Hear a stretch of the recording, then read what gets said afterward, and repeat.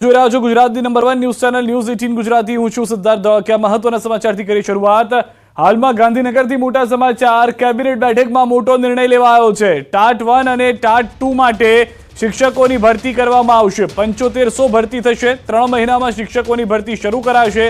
26, 27, 28 જૂને શાળા પ્રવેશોત્સવ ઉજવાશે। માધ્યમિક ઉચ્ચતર માધ્યમિકમાં પણ યોજાશે પ્રવેશોત્સવ। ડ્રોપઆઉટ રેશિયો નીચે આવ્યો છે તેવું પણ ઋષિકેશ પટેલે નિવેદન આપ્યું છે।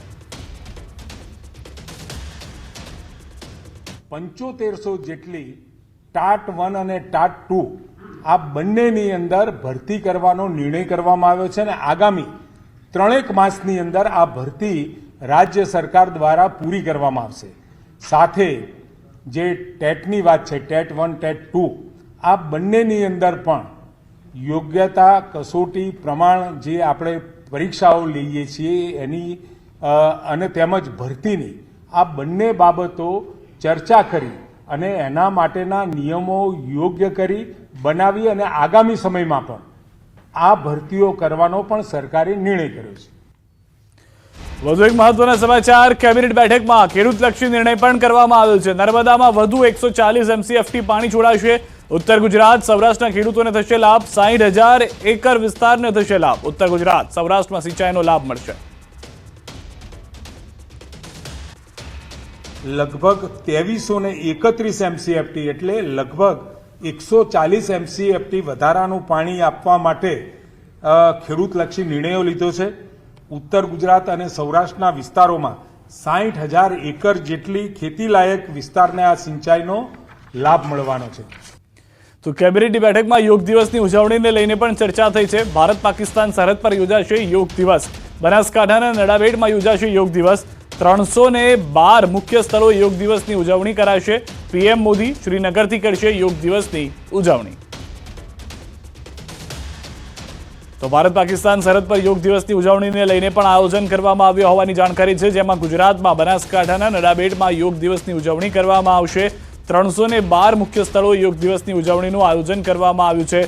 ખુદ પ્રધાનમંત્રી નરેન્દ્ર મોદી શ્રીનગરથી યોગ દિવસની ઉજવણી કરવાના છે। યોગ દિવસ કે જેને આખી દુનિયાની અંદર યોગનો સંદેશ પહોંચાડ્યો છે, તે યોગ દિવસની ઉજવણીમાં ગુજરાત સરકાર અને કેન્દ્ર સરકાર તમામ સાથે મળીને કામ કરે તે માટેના પ્રયાસો કરવામાં આવી રહ્યા છે। સૌથી વધારે મહત્વની વાત છે કે આ વખતે યોગ દિવસની અંદર 100થી વધુ પાર્ટનર કન્ટ્રીઝ જે છે તે પણ જોડાવાની છે, જે પણ અલગ અલગ જગ્યાએથી અલગ અલગ સ્થળેથી આ યોગ દિવસની ઉજવણી કરશે। તો ટેટ 1 અને ટેટ 2 ના શિક્ષકોની 7500 ભરતી કરવામાં આવશે। 3 મહિનામાં શિક્ષકોની ભરતી શરૂ કરી દેવામાં આવશે।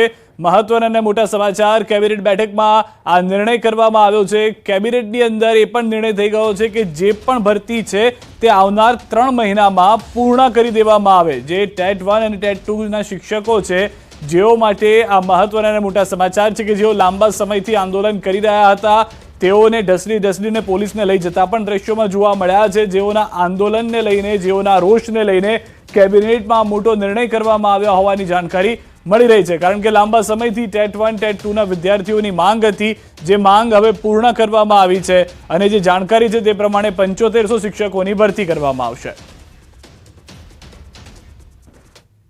અન્ય મહત્વના સમાચાર નવસારીથી। નવસારીમાં ધોધમાર વરસાદ ખાબક્યો છે। 2 કલાકમાં 1 ઇંચ વરસાદ નોંધાયો છે।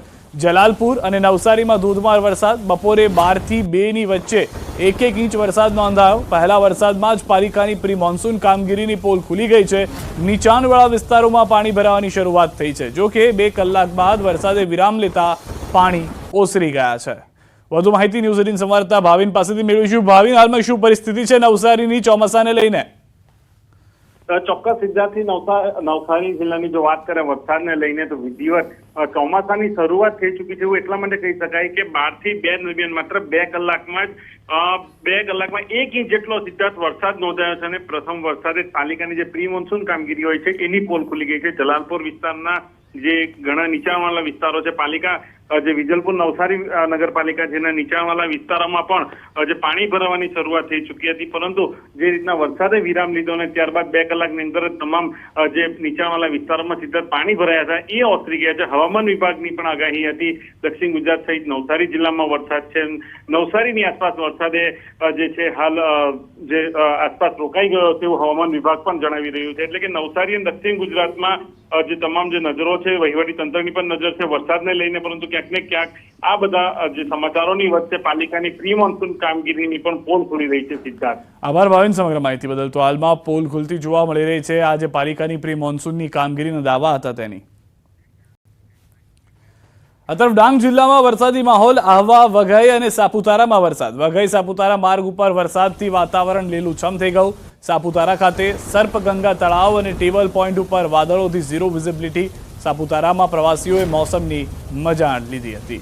તો ડાંગ જ્યાં સતત વરસાદ થઈ રહ્યો છે, વધુ માહિતી ન્યૂઝ 18 સંવાદદાતા નિશાંત પાસેથી પણ મેળવી છું. નિશાંત, શું પરિસ્થિતિ છે સમગ્ર જિલ્લાની હાલમાં જ વરસાદને લઈને? લાગી રહ્યો છે સંપર્ક તૂટી ગયો છે નિશાંત સાથે, પરંતુ હાલમાં જે જાણકારી મળી રહી છે તે પ્રમાણે અનેક વિસ્તારોની અંદર વરસાદ છે, જે રીતના ડાંગની અંદર પણ માહોલ જોવા મળી રહ્યો છે.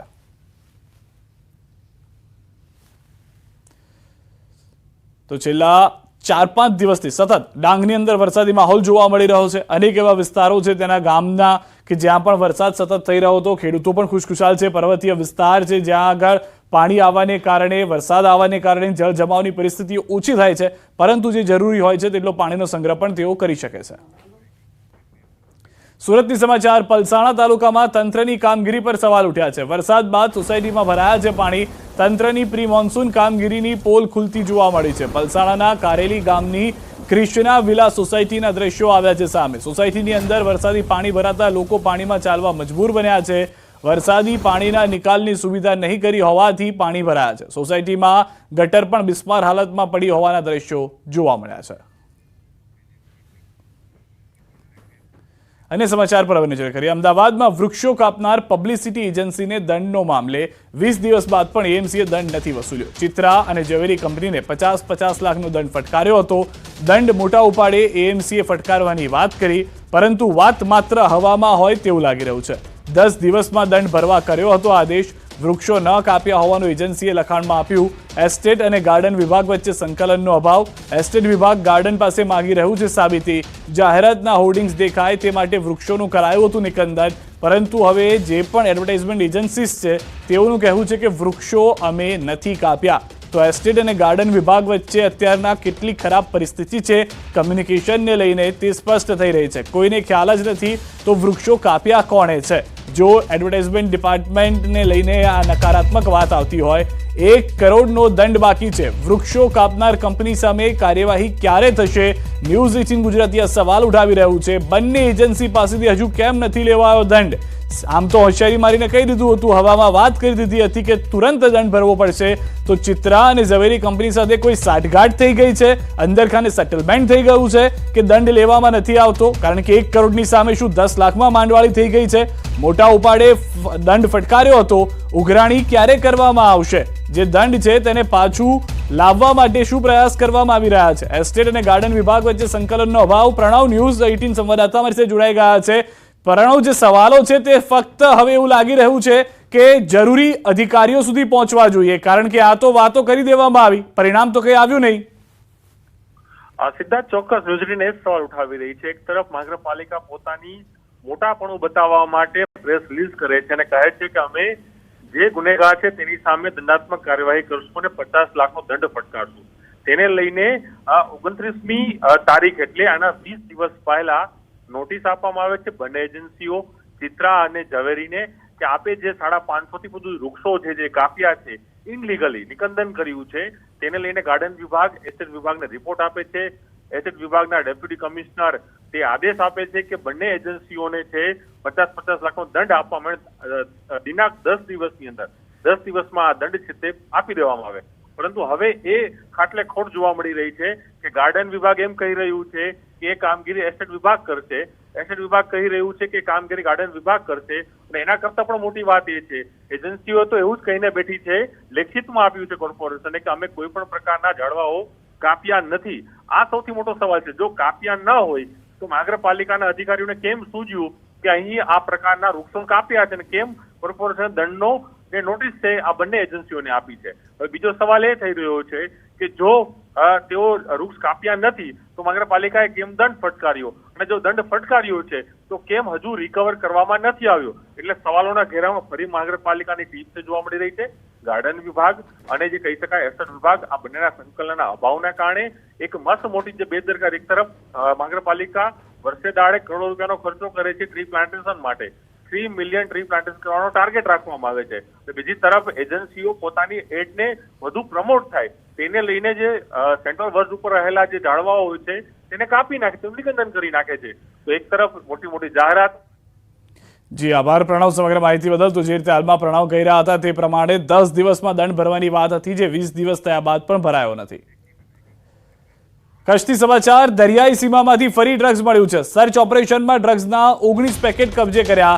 બીએસએફના જવાને જકાઉ કોસ્ટ વિસ્તારમાં સર્ચ ઓપરેશનમાં ડ્રગ્સના 19 પેકેટ કબજે કર્યા. મહત્વનું છે કે ગઈકાલે રાત્રિએ 2 જુદા જુદા નિર્જન બેટ પરથી પેટ્રોલિંગ દરમિયાન અન્ય 23 પેકેટ જે હતા જે કબજે કરવામાં આવ્યા છે. તો સર્ચ ઓપરેશનમાં ડ્રગ્સના 19 પેકેટ મળ્યા છે. વધુ માહિતી ન્યૂઝ 18 સંવાદદાતા મેહુલ પાસેથી મેળવીશું. મેહુલ, જે રીતે સર્ચ કરવામાં આવી રહ્યું છે એક બાદ એક સફળતા, પરંતુ આ નિર્જન ટાપુઓ પણ ચિંતાના વિષય બની ગયા છે. જે સિદ્ધાંત ચોક્કસથી વાત કરી તો દરિયાઈ સીમ વિસ્તારમાંથી માદક પદાર્થનો જે જથ્થો છે તે મળવાનો સિલસિલો યથાવત જોવા મળી રહ્યો છે. બીએસએફના જવાનોને જખૌ કોસ્ટ વિસ્તારમાંથી છે તે 19 પેકેટ મળ્યા હતા. તો ગઈકાલે પણ 2 જુદી જુદી જગ્યાએથી 23 જેટલા પેકેટ છે તે કબજે કરવામાં આવ્યા હતા, અને બીએસએફને વધુ 8 પેકેટ પણ મળી આવ્યા છે. ચોક્કસથી વાત કરી તો છેલ્લા 14 દિવસમાં સતત છે તે દરિયાઈ વિસ્તારમાંથી વિવિધ એજન્સીઓ છે તેના સર્ચ ઓપરેશનમાં આ પેકેટ મળી રહ્યા છે. જી આભાર સમગ્ર માહિતી બદલ મેહુલ. તો દરિયાઈ સીમામાંથી ફરી ડ્રગ્સ મળી આવ્યું છે. દરિયાઈ માર્ગનો ઉપયોગ ફરી એક વખત ડ્રગ્સ માટે થતો હોવાનો આ પુરાવો છે.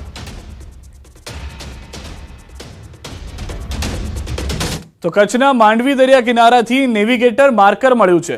દ્રબુડી દરિયા કિનારેથી નેવિગેટર માર્કર મળ્યું છે. નેવી અને કોસ્ટગાર્ડને જાણ કરવામાં આવી છે. દિશા જોવા માટેનું ભારતીય એજન્સીનું હોવાનું અનુમાન છે. સમગ્ર મામલે વધુ તપાસ હાથ ધરવામાં આવી છે.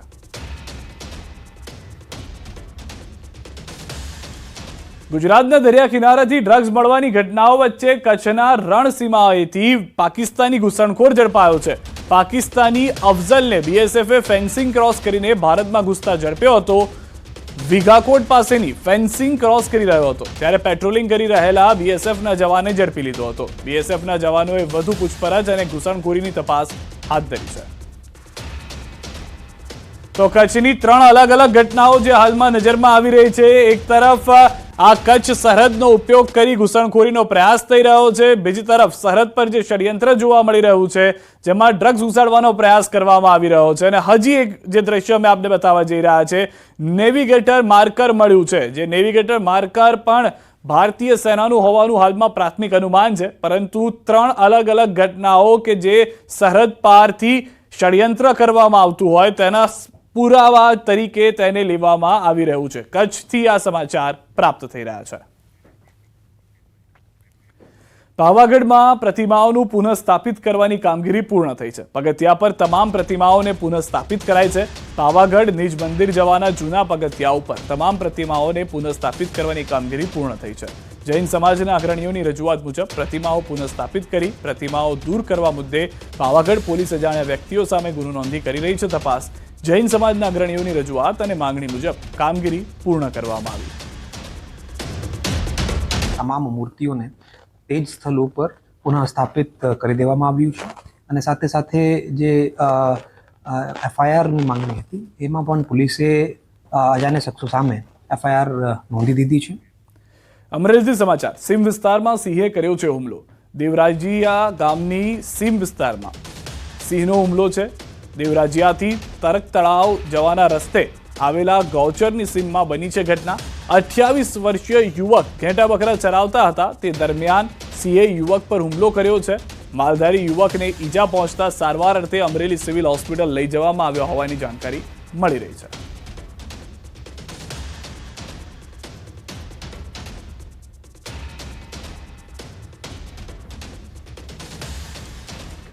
સિંહ એટલે કે જંગલનો રાજા, પરંતુ સિંહને પણ ક્યારેક પરિસ્થિતિને જોઈ પીછેહટ કરવી પડે છે.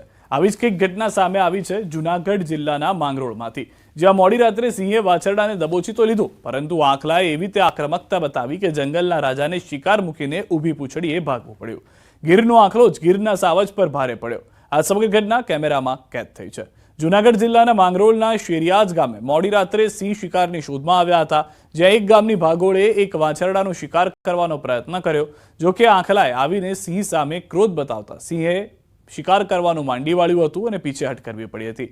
વિડીયોમાં સ્પષ્ટ જોઈ શકાય છે કે બે સિંહ છે જે વાછરડીને જડબામાં દબોચી નાખે છે. વાછરડી પોતાને છોડાવવા વલખા મારે છે, જોકે એના પ્રયત્નો નિષ્ફળ નીવડે છે. એટલામાં જ પાછળથી એક આંખલો આવીને આ બંને સિંહ સામે ઊભો રહી જાય છે, એટલે સિંહોએ પકડેલો શિકાર છોડવો પડે છે. થોડી સેકન્ડ માટે જાણે કે આંખલો સિંહ સામે બાથ ભીડવા તૈયાર હોય અને ઊભો રહે છે, અને ત્યારબાદ આ આંખલાઓ બિંદાસ વાછરડીને પોતાની સાથે ત્યાંથી લઈ નીકળી જાય છે. બંને સિંહો પીછેહટ કરી ત્યાંથી ચાલતી પકડે છે. એક સાથે 12 સિંહોનું ટોળું દેખાયું છે. અમરેલીથી સમાચાર. જાફરાબાદના બાબરકોટ માઇન્સ વિસ્તારમાં સિંહનું ટોળું જોવા મળ્યું છે. માઇન્સ વિસ્તારમાં સૌથી વધુ સિંહોનો વસવાટ છે. સિંહ, સિંહણ, સિંહબાળનો વિડીયો વાયરલ થયો છે. ધોળા દિવસે સિંહોના ગ્રુપ માઇન્સ વિસ્તારમાં ફરી રહ્યા છે. સોશિયલ મીડિયામાં વિડીયો વાયરલ થયો છે.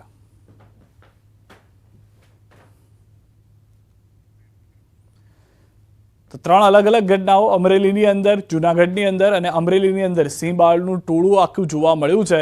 સિંહ, સિંહણ અને સિંહબાળનો આ વિડીયો જે છે તે એક સાથે 12 સિંહ હોય તેવો વાયરલ થયો છે. એક તરફ હુમલો કરવામાં આવ્યો છે 28 વર્ષીય યુવક પર કે જે ઘેટા બકરાને લઈને જઈ રહ્યો હતો. બીજી તરફ ગાયને બચાવવા માટે આંખલાએ બે સિંહ સામે બાથ ભીડી, જેમાં આંખલાએ જીત મેળવી. બંને સિંહોએ પીછેહટ કરવી પડી.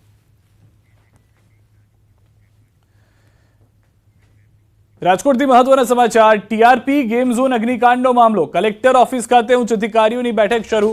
બેઠકમાં Ashwini Kumar, P Swaroop, Manisha Chandra, Rajkumar Beniwal, collector Prabhav Joshi, municipal commissioner DP Desai, police commissioner Brajesh Kumar Jha સહિતના ઉચ્ચ અધિકારીઓ હાજર. બેઠકમાં સત્યશોધક કમિટી દ્વારા બનાવો અંગે જરૂરી વિગતો મેળવવામાં આવશે.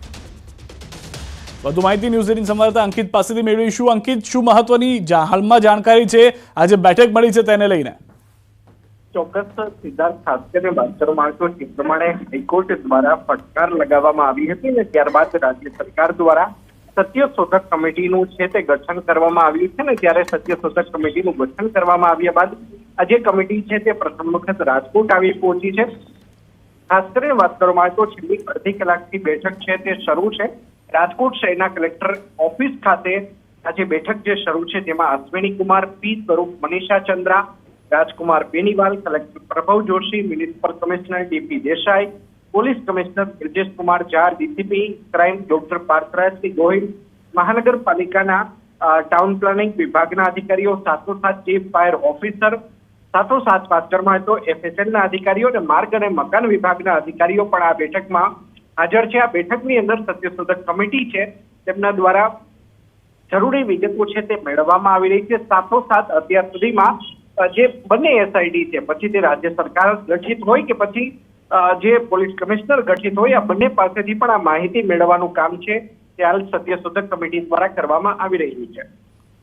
આભાર સમગ્ર માહિતી બદલ અંકિત. તો હાલમાં જે રીતે જાણકારી મળી રહી છે, સત્યશોધક કમિટી તમામ પ્રયાસમાં છે કે તમામ આરોપીઓ છે તેઓને પકડી પાડવામાં આવે, કડકમાં કડક સજા થાય. પાટણથી સમાચાર. શાળાના રૂમની છત પરથી પડતા શિક્ષકનું મોત થઈ ગયું છે. સમીના રાજપુર પ્રાથમિક શાળાની ઘટના છે. છતનું પતરું રિપેર કરતી વખતે શિક્ષક પટકાયા. રૂમની છતનું જર્જરિત પતરું રિપેર કરવા જતા છત પર ચડેલા જે શિક્ષક હતા તે નીચે પટકાઈ ગયા હતા. નટવરભાઈ દરજી નામના શિક્ષકના મોતથી શોક વ્યાપ્યો છે. મૃતક શિક્ષક શાળામાં આચાર્ય તરીકે ફરજ બજાવતા હતા, તેમજ સમીના ભદ્રાડા ગામના વતની હતા. ચાલુ શાળા ફરજ દરમિયાન ઘટનાથી તંત્ર સામે સવાલ ઉઠ્યા છે. શાળાના રૂમની છત જર્જરિત હોવા છતાં કેમ સમારકામ નહોતું કરાયું? એક શિક્ષકે કેમ આ રીતની પરિસ્થિતિનો સામનો કરવો પડી રહ્યો હતો કે જે એના મોતનું કારણ બન્યું છે? વધુ માહિતી મેળવીએ અશરફ પાસેથી. ન્યૂઝ 18 સંવાદદાતામાં જોડાઈ ગયા છે. અશરફ, સમગ્ર ઘટના શું ઘટી હતી? હાલમાં વધુ શું જાણકારી છે? બિલકુલ સિદ્ધાર્થ, સમીના જે રાજપુર પ્રાથમિક શાળા છે, ભદ્રાડા ગામ નજીક આવે છે, ત્યાં આજે વહેલી સવારે દુઃખદ ઘટના ઘટી છે, જ્યાં શાળાના શિક્ષક જે ચોમાસુના પૂર્વે ક્યાંક પતરા જે પવનના કારણે હાલી ગયા હતા તે રિપેર કરવા એટલે કે જે પતરાઓ ક્ષમા કરવા માટે છત પર ચડ્યા હતા, પરંતુ આ દરમિયાન જે પતરા ક્યાંક જર્જરિત એટલે કે ક્યાંક તૂટેલી હાલતમાં હોવાના કારણે સીધા જ નીચે પટકાયા હતા અને ત્યાં ઘટના સ્થળે શિક્ષકનું મોત નીપજ્યું હતું. પરંતુ ચોક્કસ કહીએ કે જે રીતે પતરા જર્જરિત હતા તેની રજૂઆતો ક્યાંક કરવામાં આવી હતી કે નથી આવી તે પણ એક તપાસનો વિષય છે. પરંતુ સમગ્ર જે ઘટના ઘટી છે ત્યારબાદ ડીપીઓ દ્વારા તાત્કાલિક તપાસના આદેશ આપ્યા છે, તેમજ જિલ્લામાં અન્ય જે લગભગ 60 થી વધુ જે શાળાઓ જર્જરિત હાલતમાં છે તેના રૂમો ઉતારી દેવાના પણ આદેશ કરવામાં આવ્યો છે. પરંતુ ચોક્કસ કહીએ કે જે શિક્ષક જે રાજપુર પ્રાથમિક શાળામાં આચાર્ય તરીકે ફરજ બજાવતા તેમનું દુઃખદ મોત થતા ગામમાં પણ ક્યાંક દુઃખ વ્યાપી ગયો છે અને ચોક્કસ કહીએ કે જે નટવરભાઈ દરજી નામના શિક્ષકનું મોત થયું છે, પરંતુ ગામમાં પણ આ શોકનો માહોલ ફેલાયો છે. એટલે કહીએ કે જે રીતે જિલ્લામાં જે જી અશરફ, આભાર સમગ્ર માહિતી બદલ. તો જે રીતે અશરફ જણાવી રહ્યા છે તે પ્રમાણે માહોલ ગમગીન છે. શિક્ષકનું મોત થયું છે તે પણ તંત્રની બેદરકારીના કારણે. અને હવે વાત કેવી રીતે ભણશે ગુજરાતની.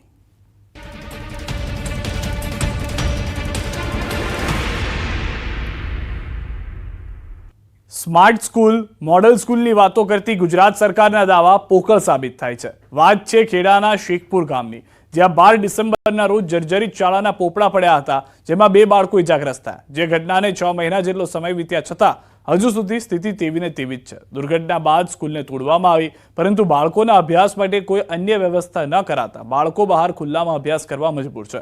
તંત્રના પાપે નાના ભૂલકાઓ ઉકળતા તાપમાં અભ્યાસ કરી રહ્યા છે. અહીંયા ભાઈ શાળાના પોપડા પડ્યા એ પછી આ ઉપરથી આદેશ આવ્યો કે શાળા તોડી પાડવાની જર્જરિત હાલત હોવાથી એ પછી 26 જાન્યુઆરીએ અહીંયાથી હરાજી કરીને પછી શાળા તોડવાનું કામ કાપવામાં આવ્યું. એ શાળા તૂટી ગઈ, પણ એ પછી આજે 6 મહિના થયા બેસવાની કોઈ વૈકલ્પિક વ્યવસ્થા છે નહીં. ન્યૂઝ 18 ગુજરાતીની ટીમ ગ્રાઉન્ડ ઝીરો પર પહોંચી ત્યારે જોયું તો શાળાના એક વર્ગખંડ અને તેની બહાર બાળકો બેસીને અભ્યાસ કરતા નજરે પડ્યા. બહાર ઓસરીમાં જ ધોરણ 1 થી 5ના બાળકો અભ્યાસ કરતા હોવાનું શાળાના ઉપસ્થિત શિક્ષકે જણાવ્યું. આ શાળામાં 195થી વધુ બાળકો અભ્યાસ કરે છે. મુખ્ય શિક્ષકનું કહેવું છે કે અનેક રજૂઆત બાદ પણ વૈકલ્પિક વ્યવસ્થા નથી કરાઈ. બાળકો શેડ નીચે બેસી અભ્યાસ કરી શકે તે માટે શેડની માંગણી કરી હતી, પરંતુ તેની પણ કોઈ વ્યવસ્થા કરાઈ નથી, જેથી વાલીઓ તેમના બાળકોને અન્ય શાળામાં મોકલી રહ્યા છે. હું જ્યારે હાજર થઈ હતી ત્યારથી સ્કૂલ થોડી જર્જરિત જ હતી, અને પછીથી જ્યારે ડિસેમ્બરમાં સ્કૂલમાં પોપડા પડ્યા અને એમાં 3 થી 4 વિદ્યાર્થીઓને ઈજા થઈ હતી, ત્યાર પછી ઉપરથી ઓર્ડર આવ્યા અને અમે સ્કૂલને તોડવાનું કામગીરી શરૂ કરી દીધી. સ્કૂલ તૂટી ગઈ અને પછીથી બાળકોને બેસવા માટેની કોઈ વ્યવસ્થા કરવામાં આવી નથી, અને ગામમાં પણ કોઈ એવી જગ્યા નથી કે જેમાં અમે બાળકોને બેસાડી શકીએ. અને તે પછી અમે બાળકોને મિલમાં બેસાડવાનું આયોજન અને મંદિરના ઓટલે બેસાડ્યા છે. ઉનાળુ વેકેશનમાં મિલના ગોડાઉનમાં બાળકોને ભણાવવામાં આવતા હતા, જ્યાં હવે જગ્યા ન હોવાથી બહાર ખુલ્લામાં અભ્યાસ કરવા મજબૂર બન્યા છે. આ અંગે જ્યારે ટીપીઓને પૂછવામાં આવ્યો તો તેઓ કહે છે કે અત્યારે ટેન્ડર કોઈ ભર્યું નથી, એટલે શાળા તૈયાર થતી નથી. ગ્રામજનો શિક્ષણ વિભાગ હાય હાયના નારા લગાવી શાળાનું કામ શરૂ કરવાની માંગ કરી રહ્યા છે. મોડલ સ્કૂલની વાતો કરતી ગુજરાત સરકારની એક એવી શાળા કે જ્યાં આગળ બાળકો ખુલ્લામાં ભણવા મજબૂર થયા છે. હું વાત કરી રહ્યો છું 12 ડિસેમ્બરના રોજ શેખુપુરા શાળાની અંદર એક જર્જરિત પોપડો પડે છે. 2 બાળકો ઇજાગ્રસ્ત થાય છે. પડવાથી 2 જેટલા બાળકોને ઇજાગ્રસ્ત થાય છે. સમગ્ર ઘટનાની જાણ થતા જિલ્લાનું વહીવટી તંત્ર દોડતું થાય છે અને મીડિયામાં અહેવાલ પ્રસાર થયા બાદ તમામ અધિકારીઓ પણ આગળ સ્થળ ઉપર દોડી આવે છે. આવીને આજે જર્જરિત શાળા છે તેને તાત્કાલિક નવી બનાવવા માટેનું કામકાજ ચાલુ કરવાની વાત કરવામાં આવે છે, પરંતુ 6 મહિના જેટલો સમય વીતી ગયો હોવા છતાં શાળાનું મકાન તો તોડી નાખવામાં, પરંતુ નવી શાળા માટે કોઈ પણ કામગીરી આગળ કરવામાં આવી નથી, જેથી આ બાળકો અત્યારે ખુલ્લામાં ભણવા મજબૂર બની રહ્યા છે. સવાલ એમ ઉભો થઈ રહ્યો છે કે આવનાર સમયમાં ચોમાસું નજીક આવી રહ્યું છે, જો ચોમાસામાં વરસાદ પડશે તો બાળકો ક્યાં ભણશે તે સૌથી મોટો પ્રશ્ન આગળ ઉદ્ભવ્યો છે. મહત્વની વાત કરવામાં આવે તો અત્યારે જે ગ્રામજનો છે તેમના બાળકોને અહીંયાથી ઉઠાવીને બીજા અભ્યાસ માટે પણ મોકલી રહ્યા છે. એટલે વાત કરવામાં આવે કે એસી ઓફિસમાં ગોળ નિંદ્રામાં સૂઈ રહેલા અધિકારીઓ ક્યારે જાગશે અને બાળકોના ભવિષ્ય વિશે ક્યારે વિચારશે તે હવે જોવું રહ્યું છે. જો ગામજનો એક જ માગ છે, જો આગામી સમયમાં આ શાળા માટે કોઈ વૈકલ્પિક વ્યવસ્થા કરવામાં નહીં આવે તો ગામની સાથે તાળાબંધી કરી ઉગ્ર વિરોધ કરવામાં આવશે, તેમ ગ્રામજનો જણાવી રહ્યા છે. ઉમંગ પટેલ, ન્યૂઝ 18 ગુજરાતી, માતર, ખેડા. તો આ શાળાને લઈને કેટલાક સવાલો ન્યૂઝ 18 ગુજરાતી તે માટે ઉઠાવી રહ્યું છે, કારણ કે બાળકોના ભવિષ્યનો સવાલ છે. બાળકોને ભણવા વૈકલ્પિક વ્યવસ્થા કેમ નથી કરવામાં આવી? ખુલ્લામાં આજે ભણતર ચાલી રહ્યું છે. ઘટનાના 6 મહિના બાદ પણ કેમ કામ શરૂ નથી થયું? પૂરું થવાની તો વાત જ નથી, કામ શરૂ પણ કેમ નથી થયું? બાળકોની ખુલ્લામાં તબિયત બગડે તો જવાબદાર કોણ રહેશે? તેના માટે પણ કોઈએ તો જવાબદારી લેવી પડશે કે કોઈ ઘટના અથવા તો દુર્ઘટના ઘટે તેની રાહ જોવામાં આવી રહ્યું છે. કેમ હજુ સુધી ટેન્ડર જ નથી ભરાયું? તેવી શું પરિસ્થિતિ છે? એવી તો કેવી ડિમાન્ડ કરવામાં આવી કે કોઈ ટેન્ડર ભરવા તૈયાર નથી. ક્યારે બનશે નવી શાળા? સૌથી મોટો સવાલ આ છે કે જે કામ 6 મહિના બાદ પણ શરૂ નથી થયું તો પૂર્ણ ક્યારે થશે? શું બાળકોને ખુલ્લામાં જ અભ્યાસ કરવો પડશે? શું તે લોકો આદત પાડી લે કે ચોમાસું હોય, ઠંડી હોય કે ગરમી, તેઓએ આ રીતે રસ્તા પર બેસીને જ ભણતર મેળવવાનું છે? એ સૌથી મોટો સવાલ અહીંયા ઊભો થઈ રહ્યો છે. તો ન્યૂઝ 18 ગુજરાતી આ સવાલ એ તમામ લોકોને પૂછી રહ્યું છે, ખાસ કરીને ડીઈઓ જે ખેડાના છે પરેશભાઈ વાઘેલા, તેઓને પણ. ખુદ પરેશભાઈ વાઘેલા અમારી સાથે પણ જોડાઈ ગયા છે. ડીઈઓ સાહેબ, સ્વાગત છે આપનું ન્યૂઝ 18 ગુજરાતીમાં. સૌથી પહેલી એ વાત કે હજી 6 મહિના થઈ ગયા, શાળાનું કામ શરૂ નથી થયું. થઈ જશે, વિધિન વીકમાં, અઠવાડિયામાં કામ શરૂ થઈ જશે સાહેબ. એવી પણ જાણકારી છે કે ટેન્ડર નથી ભરાયા સાહેબ? ના, એટલે પ્રોસેસમાં જ છે. અને કેટલાક કેસીસમાં કોઈ સ્કૂલને જમીન ન ફાળે એવા કેસીસમાં અમે તબદીલ કરી શકીએ છીએ. એટલે અમે વિધિન વીક કામ શરૂ કરી દઈશું શાળામાં. અને ક્યાં સુધીમાં બની જશે? શરૂ થશે એટલે 6 થી 9 મહિનામાં કામ પતી જતું હોય છે. પણ 6 મહિના તો હજી શરૂઆત થવાને જ થઈ ગયા છે. લાગી રહ્યું છે થઈ જશે. કામ શરૂ થઈ જશે એટલે જલ્દી થઈ જશે. બાકી આપણે બેસવાની વૈકલ્પિક વ્યવસ્થા વિશે આવતીકાલે નિર્ણય લઈ લઈશું. અને તેમના માટે વ્યવસ્થા આપે કરી લીધી? મારે એ જ સવાલ હતો, આપે જોઈ લીધી જગ્યા વૈકલ્પિક વ્યવસ્થા તેના માટે? હા, એટલે હાલ જ્યાં બેસે છે ત્યાં વ્યવસ્થા થાય તો ઠીક છે. બાકી બીજી વ્યવસ્થા માટે અમે નીચે સૂચના આપી છે. એની મુજબ આવતીકાલે રિપોર્ટ મળશે એટલે આપણે બેસવાની વ્યવસ્થા કરી લઈશું. અને કેટલા વિદ્યાર્થીઓ છે જેના માટેની આ રીતે વૈકલ્પિક વ્યવસ્થા કરવી પડે એમ છે? લગભગ 140 થી 150 વિદ્યાર્થીઓ છે. અચ્છા, અને એ તમામે તમામ કયા ધોરણના છે? 1 થી 8 છે, ધોરણ 1 થી 8. ઓકે, અને એના માટેની જે વ્યવસ્થા છે એના માટે કાલે આપ નિર્ણય કરશો? હા, રિપોર્ટ મંગાવ્યો છે, કાલે ખબર પડશે. અચ્છા, અને આ જે શાળાની શરૂઆત છે, કેમ કે જે જાણકારી છે તો એ જાણકારી પણ આપ એકવાર કરેક્ટ કરી દેજો કે ટેન્ડર ભરાયું છે કે નથી ભરાયું. શરૂઆત જે આપ વાત કહી રહ્યા છો, કેમ કે અમારી પાસે એવા સમાચાર છે કે ટેન્ડર પણ હજી નથી ભરાયું. થઈ જશે, અઠવાડિયામાં શરૂઆત થઈ જશે. અચ્છા, ટેન્ડર ભરાઈ ગયું છે ઇન શોર્ટ? નહીં, એટલે આમાં શું છે કે કોઈ સ્કૂલને સ્કૂલ આપ્યું હોય ને ત્યાં પછી જમીનનો વિવાદ થાય તો એવા કેસીસમાં ક્યારેક સ્કૂલનું કામ શરૂ નથી થઈ શકતું. તો એવા કેસીસમાં અમે કોન્ટ્રાક્ટરને વિશ્વાસમાં લઈને બદલી શકીએ છીએ. એટલે એવા કેસીસ હોય કોઈ જિલ્લામાં પેન્ડિંગ, જે લાંબા સમયથી કામ શરૂ ન થઈ શકતું હોય તો બદલીને એને આપણે લઈ લઈએ છીએ આ નવા આયોજનમાં. આમાં જમીનનો વિવાદ છે? આમાં કયું કારણે આ થયું નથી? ના, જમીનનો કોઈ વિવાદ નથી. તો આમાં કયું કારણ રહ્યું છે જેના કારણે ટેન્ડર ના આવી શક્યું? એવું કોઈ કારણ નથી, પણ ઇલેક્શનના કારણે થોડું પાઇપલાઇનમાં હોય ને એટલા માટે. અચ્છા, ઇલેક્શન સંહિતાના કારણે. આચારસંહિતાના કારણે. ઠીક છે, અને હવે તમારા કહેવા પ્રમાણે આવતીકાલથી બેઠક વ્યવસ્થા થઈ જશે? હા, કરાવી લઈશું. ઠીક છે, આભાર અમારી સાથે જોડાવા બદલ, વાતચીત કરવા બદલ. તો હાલમાં ડીઈઓને આપ સાંભળી રહ્યા હતા, જેઓએ કહ્યું છે કે ટેન્ડર પ્રક્રિયા પૂર્ણ થઈ જશે. સૌથી વધારે મહત્વની વાત, તેઓએ આશ્વાસન આપ્યું છે ન્યૂઝ 18 ગુજરાતી પર કે 6 થી 9 મહિનામાં કામગીરી પણ અમે પૂર્ણ કરી દઈશું અને બાળકોને વૈકલ્પિક વ્યવસ્થા પણ થઈ જશે. 150 જેટલા બાળકો હોવાનું ખુદ ડીઈઓ સાહેબ કહી રહ્યા છે. તેઓએ આ વાત કરી છે.